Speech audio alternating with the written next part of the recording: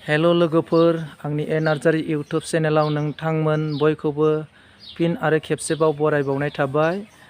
दा बे समाव दिनै 3 नाम्बार सानजा क'क्राझार LACST बे आन्दाराव माने इलेक्सन जायनाखि भट सोनाय हाबाफारि बियो जागोन। दा आंबो बेयावनो थांनो नागिरदों आरो हानायखिनि भट सोनाय हाबाफारिया मारै जाफुंलाङो नोंथांमोननि गेजेराव आं देखायलांनो नाजागोन। अन्नानै भिडिअखौ जागायनायनिफ्राय जोबजासे नायलांदो लोगोफोर। दा माने दिनै 7 मे ओमफ्राय भट सोनो थांगोन जाहैबाय 3 नाम्बार सानजा क'क्राझारनि दिनै भट सोगोन। दा नै जोंहा मादैमोन ज' दङ, अखा हादों नालाय ओमफ्राय बिसोरो नै भट सोनो थांजोबगोन। रेडिखा बिसोरो रेडि जानानै दङ। आंबो दा आंबो रेडिखासै, थांगोन आंबो भट सोहैनो।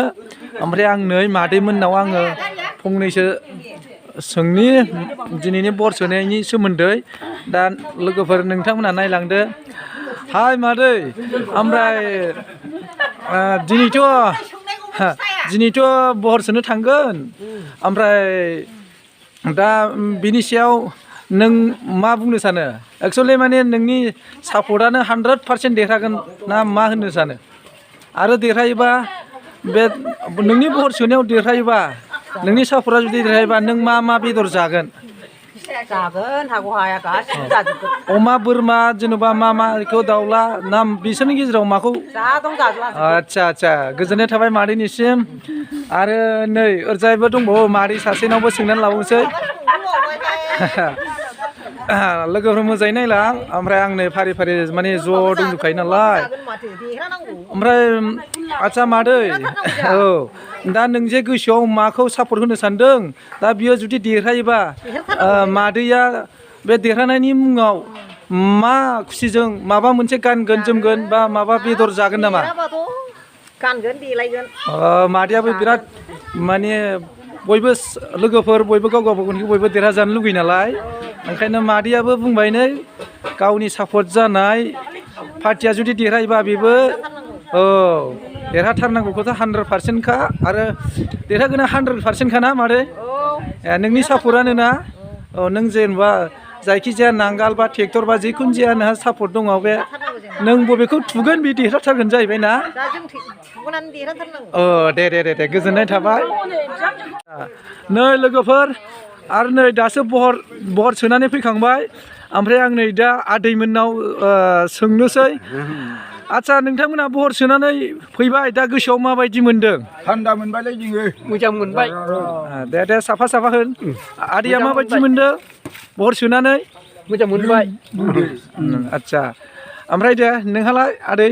गोसोआव थान्दा मोनथारदों, मोजां मोनथारदों। आच्छा आरो जेन'बा नोंसोर दे दा भट सोहैबाय, ओमफ्राय दा भट सोनानै नोंनि गोसोजों लानाय बा टारगेट खालामनानै जे जायखिजाया मोनसे सापर्ट होनाय पार्टिया जुदि देरहायोबा नोंथांमोनहा मा बेदर जागोन बायदि? रिजाल्टआव टाइगारावनो जों सोजोबदों। आच्छा औ नोंसिनि गोसो बायदि सोबोबाय नङा होमबा? आच्छा बेखौथ' सोंनो थांला।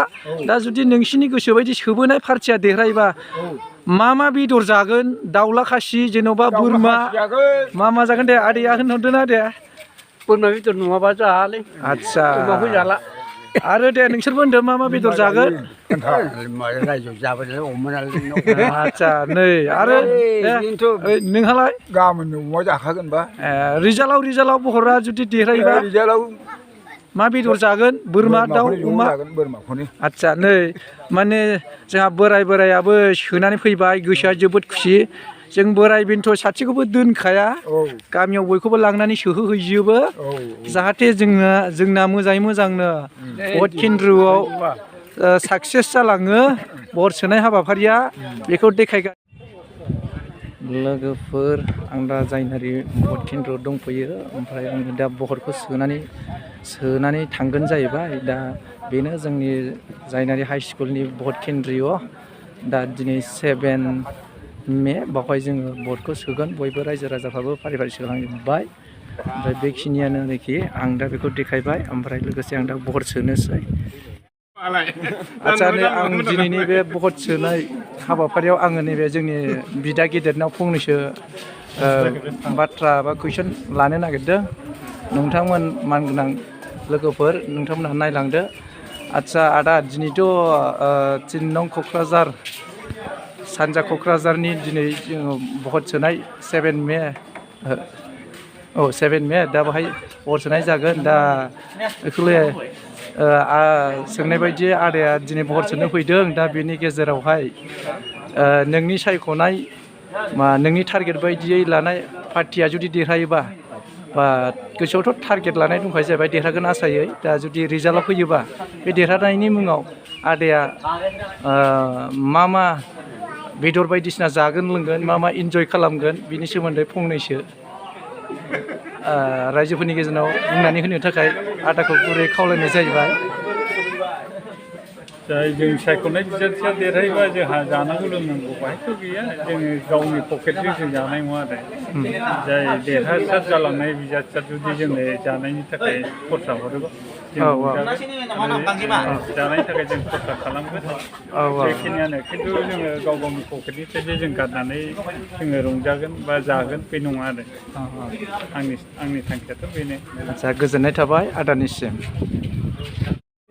नै लोगोफोर आं दा नै आयना बड' बिथांखौबो आयना बड' चेनेलनि अनार बिथांखौबो आं दा लोगो मोनफैबाय दा बिथांनि खुगानिफ्रायबो फंनैसो आङो सोंनाय जानोसै दिनैनि बे भट सोनायनि मुङाव आदसा मानगोनां आयना बड' नोंथां दा नोंथांनि केन्द्रिय'आव भट सोनाय हाबाफारिया मा रोखोम सोलिगासिनो दङ फंनैसो आंनि चेनेलनि माखासे नायगिरि बिथांमोननिसिम फंनैसो बुंहरदो। मा होनो जोंनाथ' बयबो भटार्सनि भेलुखौ जोङो लाखिनांगौ जाहैबाय जोङो बयबो गावबा गावनि आसिनि गोहो मोन्थायखौ माने राइट्सखौ होनो गोनां जायो मोननाय मोनैनि बे उननि बाथ्रा आरोना बेखौ बुंनांलाया गावबा गाव राइट्सखौ गावबा गाव मोन्थायखौ गावबा गाव थुनांगौ आरोना भटनि मोन्थायखौ दा बेखिनियानो ओमफ्राय दा जोंनि भट सेन्टाराव जेबो दावराव दावसि गैया मोजाङै मोजां सोलिजोब्बाय दा बावैसो आंबो भटखौ होखांबाय आरोना नै होखांबाय मोजाङै मोजां आं जेरावखि सोबाय आरोना नोंथांमोनाबो गावबा गाव गोसोबादि सुदो आरोना जायखौ सायख'यो बेखौ गोसोबादि रावबो नारसिनलायनाय गैया आरोना गोसोबादि सोनानै लाबानो जाबाय गावबा गाव जायखौ मोजां मोनो बेखौनो बुंहरनो हाबाय आङो। आदसा गोजोननाय थाबाय आयना बड' नोंथांनिसिम ओमफ्राय आरो नोंथांनिसिम ओरैनो इन्टारेस्टिं हिसाबै मोनसे आरो सोंबावनो सानबाय माने नोंथांनि टारगेट बायदियै दिनैनि भट सोनाय हाबाफारियाव नोंथाङा आसिनि पावारजोंथ' भटखौ सोनानै होलांबाय ओमफ्राय जुदि नोंथांनि टारगेटआ जुदि रिजाल्टआव जुदि देरहासार जानो हायोबा नोंथाङा माबायदि रंजागोन मा बेदर जागोन जेनेबा माबायदि इन्जय खालामगोन बिनि सोमोन्दै फंनैसोबाबो मानगोनां आयना बड' नोंथांनिसिम। देरहानायाथ' बे उननि बाथ्रा जाहैबाय रिजाल्टखौथ' जों मिथिया सोरनियाव बांसिन भटआ फैगोन आरो बेखौनो आसा खालामो आरो जोंनि बर' केन्डिडेटआनो देरहानांगौ सिगाङावथ' जोंना MP हिसाबै गुबुन जाथिनि ST नङै मानसियासो देरहानो हादोंमोन खननै देरहानो हादोंमोन आरोना जोंनि ST नङै मानसियासो STनि सार्टिफिकेट बख'नानै जेरै नब'सरिनि बे बिथाङा जेरै खननै देरहालांबाय जोंनि बर'निफ्राय जोंनि क'क्राझार कनस्टिटिउन्सि समस्तियाव माने गैया आरो देरहानाया देरहानाय गैथ'आ आरोना खननै माने 10 बोसोर थांबाय आरो खननैयाव 5 बोसोर 10 बोसोर दा जोंनि बर'आनो देरहायोबा खोब मोजां आरो गुबुन बे जाथिफ्रा देरहास्लायस्लाय जोंनि बर'आ देरहायोबा मोजां जागौ होननानै आं आसा खालामदों आरो। आदसा गोजोननाय थाबाय ओमफ्राय दा आदसा आयना बड' मानगोनां नोंथांनिसिम आंनि आरो नोंथांनि माखासे साबसक्राइब बा फल'वार्स बिथांमोनखौ बे आंनि चेनेलनिसिम फंनै जाहाथे साबसक्राइब खालामनो बा फल' खालामनो थाखाय नोंथाङा माबाफोर बुंगोन नामा? आदसा जायफ्रा नैबे नार्जारि बड' ब्लग चेनेलखौ जायफोरा नायसनदों अननानै बिथांनि चेनेलखौबो जाहाथे साबसक्राइब खालामो लाइक शेयार खालामनानै आरो लोगोसे मोजां कमेन्ट खालामनानै बिथांखौ थुलुंगाखाङै होयो बिथांनि चेनेलाबो थाबैनो नोंथांमोननि अननाय आरो मददजों जाहाथे थाबैनो दावगालांनो हाथों होननानै आं बेखौनो नोंथांमोनखौ बयखौबो बिथांनि चेनेलखौ साबसक्राइब लाइक शेयार कमेन्टनि गेजेरजों थुलुंगाखांहोबानो जाबाय आरो। भेरि स' माच गोजोननाय थाबाय आयना बड' नोंथांनिसिम आरो बयबो जोंना जायनारि हाइ स्कुल भट केन्द्र सेन्टाराव जों बयबो लाइनै थाफैजोब्बाय दा बेवहाय हिन्जावफोरबो मेल फिमेल गासिबो लाइनाव दङ बाजैमोन नै गासिबो बाजैमोन लाइनाव दंजोबो दा ओमफ्राय नैबेथ' आंनि वाइफ जाहैबाय आं बेखौबो देखायबाय आंनि वाइफआ बेनो आंनि मानगोनां लोगो नोंथांमोन नायदो ओमफ्राय नोंसोरो जाबाय बाजैमोन सोरबा ओमफ्राय आच्चा बाजै जिरायलायना दा बेवहाय भट सोनो थाखाय लाइनाव दं नामा आच्चा नै लाजि लाइनाव दंना बाजैमोन आच्चा नै बाजैमोनहा भट सोनो थाखाय लाइनाव जानानै दङ बियो बिराद खस्थ' खालामलायदों ओमफ्राय थासारिया जोबोर मोजां सोलिदों आरोखि लोगोफोर माने जेबो बाहाय गन्दगल जेबो गैया बेवाय मोनहा भट सोनो फैदोंना नै उन्दै उन्दै फिसालाफोरखौ बानानै लाबोफादों दा बिसोरो भट सोनो बिराद साखाफारा थासारियाबो माने अखा हाहां दा जारला थेवबो उन्दै उनलाखौ लाबोनानै भट सोनो फैबाय बहुद धन्यबाद जोंना थासारिया जोबोर मोजां जादों भट सोनाया खुनु दावराव दावसि जेबो गैया ओमफ्राय नै आं लोगोफोर सोखांबाय ओमफ्राय आङो दा न'आव थांनोसै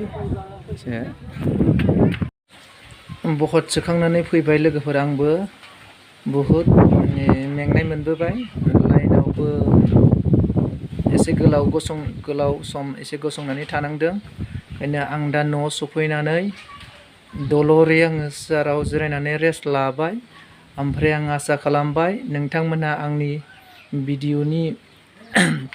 आंनि भिडिअखौ नुनानै माबायदि मोनदों शेयार खालामगोन कमेन्ट खालामगोन लोगोसे चेनेलखौ साबस्क्राइब खालामलांगोन होननानै आरो नोंथांमोननो दिनैनि थाखाय आङो देखायनो लानाय बे भिडिअखौ आङो एसेखिनियावनो दोनथ'बाय बाय बाय गोजोन्थों।